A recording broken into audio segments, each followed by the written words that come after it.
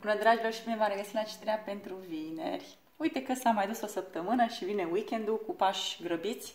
Ce faceți în weekend, apropo? Sper că faceți ceva și nu stați în cameră, în casă, în bârlog. Ieșiți în natură până e timp frumos și ne lasă ăștia să ieșim din casă. Că după aia, când am fost ținuți în casă, nu ne-a plăcut, așa că acum e vreme bună, e weekend, e libertate, ieșiți din casă, fraților, oriunde puteți, dar ieșiți din casă. Bun, eu o să încep citirea cu numărul 2, continui cu numărul 3 și termin cu numărul 1. Și avem așa, pentru numărul 2, tărăm, mesajul este să stați în fața adevărului. Pur și simplu, puneți-vă în fața adevărului, vedeți lucrurile exact așa cum sunt. Cumva, nu încercați să vă îmbătați cu apă rece, cam asta arată Cartea Verde. Dacă unele lucruri sunt într-un anume fel, nu încercați să le înfloriți, nu încercați să vă îmbătați, știți cum e, să vedeți o situație mai rost decât îi. Dacă, de exemplu, sunteți într-o relație care nu mai funcționează, acceptați-mă că relația nu se mai poate, aia e și mergeți mai departe. Pentru că nu are rost să stați într-un loc toxic, pentru că lipsiți într-un loc în care ați putea fi fericiți. Gândiți-vă că fiecare zi petrecută lângă un om care nu e pentru voi, vă ține ocupați în a-l cunoaște pe omul care e pentru voi. Așa că înfruntați adevărul. După care avem valetul de bâte cu faetonul și cu treiul de bâte. Văd aici că vă faceți planuri de a merge undeva într-o călătorie. Poate mergeți undeva la munte, poate mergeți într-o drumeție, dar văd foarte tare că faceți planuri de a ieși din zona de confort, iar această ieșire implică și o călătorie. Observ aici planuri de viitor, foarte fain, mă bucur că vă faceți planuri. Aici cred că vreți să mergeți undeva, ambele cărți reprezintă călătorie. Aici e și ideea că vrei să faci ceva ce n-ai mai făcut, să experimentezi noi chestii, să îți asumi niște riscuri, dar văd foarte tare că vă doriți să ieșiți din zona de confort și să plecați pe undeva. Apoi avem cărțile negre, care vă zice să nu dați vrabia din mână pentru cioara de pe gard. Aveți grijă că s-ar putea ca voi să aveți deja ceva serios. Și poate vine trecutul din urmă, poate vine cineva care vă bate la ușă. Eu cred că trecutul vă bate la ușă. Văd aici mesajul trăiesc din amintiri.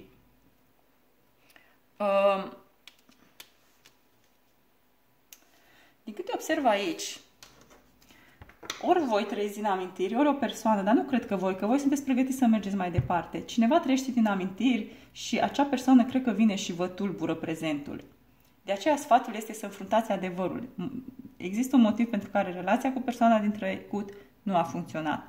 Indiferent că e vorba de iubire sau de prietenie sau de relație de afaceri, acea relație nu a funcționat pentru că nu era ce trebuie. Așa că nu lăsați ceea ce aveți acum pentru trecut. Nu dați pasărea din mână pentru aia de pe gard.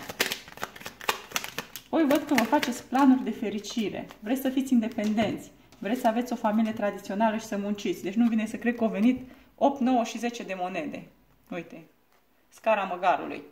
8, 9 și 10 de monede arată că vreți să munciți pentru independența voastră. Vreți să munciți pentru stabilitatea voastră financiară. Și aici voi vă faceți planuri, din cât observ, dacă e vorba de iubire, vreți foarte mult stabilitate, nu vreți ceva gen combinații de o noapte, nu vreți nimic de pasager și voi deja munciți, în primul rând vreți să fiți independenți voi, gen să aveți salariul vostru, să aveți situația voastră stabilă, pentru că apoi acea stabilitate să o împărtășiți cu cineva. Deci prima dată să fiți pe propriile picioare ca să aveți după aia cu cineva o familie tradițională. Văd că vă faceți planuri de ceva serios, dar nu vă agățați de asta, îmi place, că nu vă agățați de cineva. Vai să-mi găsesc un iubit sau o iubită care să mă țină. Nu, voi vreți să fiți pe picioarele voastre și abia apoi să vă găsiți pe cineva cu care să împărtășiți această iubire. Și din câte văd aici, sunteți foarte curioși cu valetul de spade. Sunteți foarte curioși dacă să ieșiți sau nu din zona de confort. S-ar putea ca voi acum să aveți o persoană lângă voi sau să aveți niște planuri, dar să nu fiți siguri că îi ce trebuie. Și văd aici că avem doiul de monede care reprezintă dorința de a jongla între opțiuni, adică voi tot analizați opțiunile, întoarceți pe toate părțile, vă suciți, vă gândiți. Avem și valetul de spade care arată că vă doriți foarte mult să aflați noi informații. Deci eu văd aici că voi vreți să aflați dacă merită sau nu să ieșiți din zona de confort. S-ar putea să fiți într-o relație neoficială cu cineva și vreți să vedeți dacă să duceți relația la următorul nivel sau mai știu eu ce.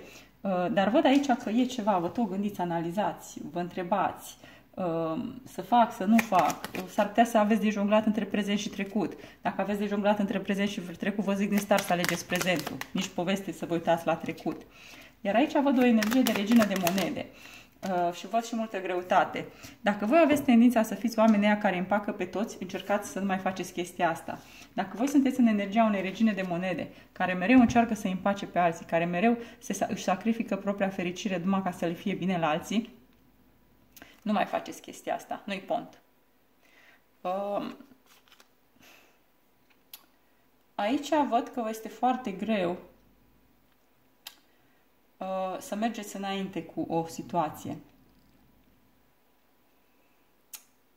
Zecele de bâte arată că vă este greu să mergeți mai departe atâta timp cât voi sunteți regine de monede. Păi fraților, nu mai fiți. Regina de monede e cea care se sacrifică pentru cei din jur. V-am zis, nu dați pasărea din mână pentru aia de păgar, nu vă sacrificați. La numărul 2, mesajul pentru voi este să aveți grijă în ce coș vă puneți ouăle. Interesați-vă dacă merită să mergeți mai departe cu cineva și v-am zis, mergeți cu persoana din prezent. Pasărea din mână este cea care trebuie păstrată și nu cea din trecut. În rest, nu vă sacrificați, acceptați adevărul, nu vă îmbătați cu apă rece și mergeți mai departe. Sunteți pe drumul cel bun, dar nu lăsați pe nimeni să vă întoarcă din drum. Nu lăsați trecutul să vă împiedice. Ok, acestea fiind spuse, am terminat cu numărul 2 și mă îndrept spre numărul 3. Tărăm! La numărul 3, mesajul este... Îmi cer scuze, n-am pus telefonul pe... N-am pus telefonul pe mute și acum am sună. Scuze. Mesajul pentru voi este să treziți... să vă treziți cumva inteligența din adâncuri. Voi undeva în adâncul sufletului aveți o inteligență, aveți o voce interioară. Eu aș numi o intuiție. Intuiția voastră vă cam spune ce aveți de făcut și încotro aveți de mers. Ar trebui doar să o ascultați.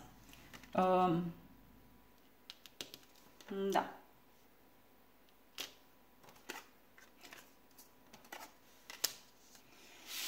După aia avem așa. Justiția cu cavalerul de monede și cu 7 de bâte. Eu văd aici că vine o ofertă spre voi, dar voi un picuț vă opuneți. Cineva chiar vrea să fie cu voi, cineva chiar vrea să vă ofere un loc de muncă stabil, cineva vrea să vă facă o ofertă stabilă. Dar din anumite motive voi cumva vă împotriviți acelei oferte. Poate pentru că se mișcă prea încet, poate considerați că meritați mai mult. Văd aici justiția care arată că fiecare doarme cu ușa șterne sau poate vă simțiți nedreptățiți. Voi sunteți aici într-o situație în care primiți o ofertă, dar ceva nu vă convine la acea ofertă. De aceea este cazul să apelați la intuiție, să apelați la inteligența voastră superioară. Dragilor, avem două mesaje. Primul mesaj este: rabdă inimă și taci, că n-ai alta ce să faci. În cazul în care voi iubiți pe cineva care nu este pentru voi, nu vă rămâne de făcut decât să tăceți din gură. Să iubiți în tăcere și să vă vedeți de drum. Cam asta văd aici. Rabdă inimă și taci, că n-ai alta ce să faci. După aia avem mesajul: are balta pește. Dacă voi iubiți o persoană care nu e pentru voi, lăsați un amarul ei și căutați-vă pe altcineva. Că s-ar putea ca aici oferta care vine să vină de la cineva care e căsătorit. Poate cineva vrea să vă facă amanți. Poate cineva vrea ceva de la voi, dar care nu e oficial, care nu e pe bune. Rabdă inimă și taci și caută alt pește. Are balta pește. Ia să vedem ce zice cartea Justiția. Justiția este clarificată de putere și de nouăle de monede. Voi sunteți mai puternici decât credeți. Văd aici foarte multă încredere în sine cu cartea Puterea, văd foarte multă independență cu nouăle de monede și văd că aici cu cartea Justiția, cum se așterne așa vei dormi. Voi nu aveți nevoie de un nou loc de muncă, voi nu aveți nevoie de persoana asta pe care voi o cam vreți. O vreți așa, dar nu aveți nevoie de ea. Așa că țineți cont că sunteți independenți și nu aveți nevoie de acea persoană. Dacă vreți acea persoană sau acel loc de muncă, este din cauza că e o alegere. Că voi ați vrea acea persoană, dar nu depindeți. Nu e ca și cumva ești disperat să mă mărit. Ești disperat să îmi găsesc un loc de muncă că n-am cu ce plăti chiria. Nu sunteți în această situație. Pur și simplu, dacă nu vă convine oferta, așteptați. Are balta pește, nu acceptați chestii care nu sunt pentru voi. Apoi eu văd o ofertă serioasă din partea unui rege de monede. Să știți că omul ăsta care vă face o ofertă în prezent, fie că e femeie sau bărbat, vorbește serios. Este ceva ce voi ați așteptat de mult. Regele de monede este o persoană care ceea ce promite și face. Este un om cu capital, adică are bănuți, este stabil. Acum nu zic neapărat că e bogat, dar e pe barba lui, e pe coama lui, are stabilitate financiară, este genul de om care vrea să te ajute, care dacă a venit și ți-a făcut o ofertă poți să-ți fixezi ceasul după ea. Văd aici cavalerul de monede care reprezintă o ofertă serioasă ce se dezvoltă în timp. Să știți că oferta este cât se poate de reală. Iar aici cu doiul de bâte văd că voi așteptați această ofertă sau v-ați aștepta la această ofertă sau ceva de genul, dar văd că așteptați cumva. V-ați așteptat.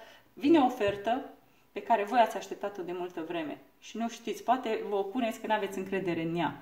Oferta care vine este serioasă, atâta doar să nu fie de la o persoană care vrea să vă bage într-o situație ascunsă de amanți. Aia nu. Dacă vine de la cineva pe post de amant, nu. Dar dacă e ceva, altceva, să știți că e serioasă. Atâta doar că se va mișca un pic cam încet. Iar voi aici văd că vă împotriviți. E un as de cupe căruia voi vă împotriviți. Poate aveți de-a face cu un împărat sau poate voi aveți atitudine de împărat. Dar văd aici o persoană foarte încrezătoare, o persoană care e și autoritară și se împotrivește unui nou început plin de iubire. Dragilor, în caz, v-am zis, dacă e cineva care vă vrea pe bune, să aveți încredere că iubirea e pe bune. Atâta doar, atât cum voi știți. Dacă persoana e căsătorită, atunci nu o luați în seamă. Dar dacă nu e căsătorită, nu e într-o relație, atunci dați curs acestei iubiri, acestei relații sau ce Dumnezeu o fi, pentru că asul de cupe reprezintă un nou început plin de iubire. Văd că voi aveți atitudine de împărat, de orangutan, uite ce încruntați vă uitați. Și sunteți cu garda sus, uite, orangutan nu are bota în mână. În momentul în care vine cupa de iubire, ridică bota. Dragilor, ascultați-vă intuiția. Acest început plin de iubire poate să fie foarte bun pentru voi, dacă aveți încredere în el, atâta timp cât nu e de la o persoană căsătorită sau luată. Și în carieră, tot așa, văd că vine o ofertă foarte serioasă pentru voi. Voi nu aveți neapărat nevoie să vă schimbați serviciul, că vă merge bine și acolo unde sunteți acum, dar să știți că ceea ce vi se oferă este pe bune. E ceva fain. Na. Așa că, dragilor, am zis, dacă e de la o persoană singură, acceptați, dacă nu, nu. Și eu mă îndrept acum spre numărul 1. Vă mulțumesc pentru like-uri, vă mulțumesc pentru comentarii și ce mai ziceți voi pe acolo. Ok. La numărul 1, avem așa. Să vă deschideți în fața dragostei. Mesajul pentru voi este că inima este foarte deschisă și ar trebui să vă deschideți inima în fața dragostei. Se pare că, în cazul în care ați fost într-o perioadă de arici, în care nu ați avut încredere în dragoste, n-ați avut încredere în oamenii de lângă voi, nu ați vrut să dați curs unei povești de iubire, acum ar fi cazul să vă deschideți inimioara. Deschideți-vă în fața dragostei și vedeți ce surprize se anunță la orizont. După care avem 9 de cupe, cu valetul de spade și cu împăratul. Aici văd că sunteți foarte mulțumiți, dar sunteți și curios de cineva cu atitudine de împărat. Văd foarte multă mulțumire în 9 de cupe. Este o persoană care e foarte mândră de ce a realizat, este independentă, este mulțumită cu ceea ce vede în oglindă și văd aici că sunteți foarte curioși cu valetul de spade în legătură, o să clarific să văd exact cu ce sunteți curioși, ori sunteți curioși în legătură cu o persoană care are o față autoritară. Unii dintre voi sunteți mulțumiți de ceea ce aveți, dar sunteți curioși ce se mai întâmplă pe la locul de muncă, ce decizie a mai luat șeful sau poate ce decizie a luat un partener care e destul de închis și nu vă zice ce gândește. Dar văd că s-ar putea voi să fiți acest împărat. Poate voi sunteți această persoană închisă în fața dragostei, iar sfatul pentru voi este să vă deschideți. Apoi, avem mesajul mă doare că ai mers mai departe. Se pare că cineva suferă pentru că voi ați mers mai departe. Eu vă felicit că ați mers mai departe. E foarte important că atunci când un capitol se încheie în viața noastră, noi să avem puterea să lăsăm trecutul în urmă și să mergem mai departe. Cineva din trecutul vostru se uită peste umăr și îl doare sau o doare că ați mers mai departe, dar vouă vă este bine. Avem mesajul, nu așa a fost, dar așa e bine. Se pare că lucrurile în viața voastră nu au ieșit așa cum v-ați așteptat, probabil au ieșit mult mai bine. Văd că o situație din viața voastră va lua sau a luat deja o turnură neașteptată, dar foarte bună. Așa că foarte bine, dragilor, dacă lucrurile ies bine, de ce nu? Vreau să văd de ce sunteți atât de mulțumiți cu 9 de cupe. Sunteți dezorientați. Nu știu de ce sunteți mulțumiți, dar văd că nu știți exact ce va aduce viitorul. Sunteți mulțumiți de prezent, dar viitorul este ambigu. 7 de cupe arată o persoană care se uită spre viitor și nu știe ce o așteaptă.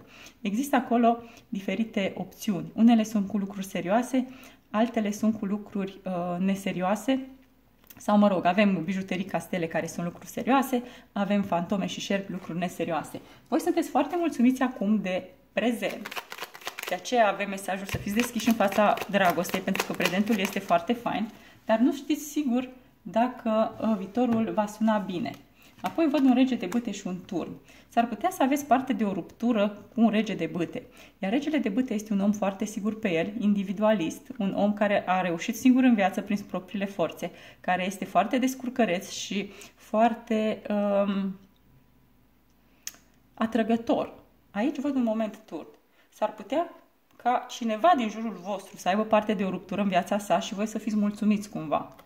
Nu știu exact dacă e cineva din trecutul vostru, persoana aceea de care vă doare că ai mers mai departe. Poate că persoana care v-a pierdut are parte de un moment turn și se uită peste gard la voi. Nu-mi dau seama exact despre ce e acel turn. Poate aflăm din restul cărților. Vreau să văd ce curiozitate aveți voi aici, că sunteți foarte curioși. Sunteți foarte obosiți cu 9 de bâte. Ok, voi nu prea mai aveți chef de povești cu pești. De-aia sfatul este să vă deschideți în fața iubirii, pentru că Universul știe că nu sunteți cam închiși. Sunteți foarte obosiți și sunteți curioși dacă ceea ce așteptați o să se întâmple. Voi aveți aici niște așteptări cu 2 de bâte și parcă nu mai aveți răbdare. Vreți ca ceea ce vă doriți, ceea ce așteptați să se întâmple acum și aici. Și sunteți cumva curioși. Bă, o să se întâmple, nu o să se întâmple. Iar aici cumpăratul, ia să văd, văd că vorbiți cu cineva.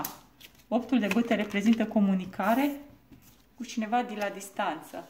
Voi aici comunicați cu cineva de la distanță și vă întrebați dacă o să vină acea persoană spre voi sau dacă voi veți merge spre acea persoană. Avem 3 de bâte care reprezintă o călătorie peste mări și țări, avem 8 de bâte care reprezintă multă comunicare online. Se pare că voi comunicați foarte mult online cu o persoană destul de închisă la minte, o persoană destul de rece, ca să zic așa, și vă întrebați dacă între voi și această persoană poate să fie ceva, poate să, nu știu, să fie mai mult decât e acum. Și nu s-ar putea, în cazul în care este o relație la distanță, să nu mai aveți răbdare cu chestia asta. Vreți să vedeți, o să iasă ceva serios din povestea asta sau e pierdere de vreme. De aceea, poate voi sunteți mulțumiți cu ce aveți acum, dar dacă viitorul nu va aduce ceva concret, tot ce aveți acum se va risipi. Are legătură cu un rege de bâte. Cred că asta este curiozitatea. Voi aveți acum probabil o relație cu o femeie sau cu un bărbat care este într-o energie de siguranță maximă, de rege de bâte, de om sigur pe el. Prezentul este foarte frumos, dar dacă relația nu va merge mai departe, voi sunteți hotărâți să-i dați pace. Voi, dacă nu aveți cumva certitudinea că relația este pe un drum ascendent, nu prea aveți chef de el. Asta văd aici. Na. Dragilor, fiți deschiși în fața iubirii și vedeți ce se întâmplă. Nu renunțați la o poveste de iubire doar pentru că nu știți exact cum va fi viitorul. S-ar putea ca viitorul să vă surprindă. Trăiți zilele una după alta și la un moment dat veți ajunge să vedeți încotro merge relația, dar nu dați cu piciorul fericirii din prezent doar pentru că nu știți exact ce va fi în viitor. Trăiți-vă prezentul și vedeți pe urmă, pas cu pas, unde vă va duce această relație. Nu așa a fost, așa și e bine. Deci ce aveți voi acum e bine, deschideți-vă în fața iubirii. Na bun, acestea fiind spuse, vă mulțumesc de prezență. Vă mulțumesc pentru like-uri și vă doresc un weekend minunat. Vă pupă floarea. Pa, pa, pa!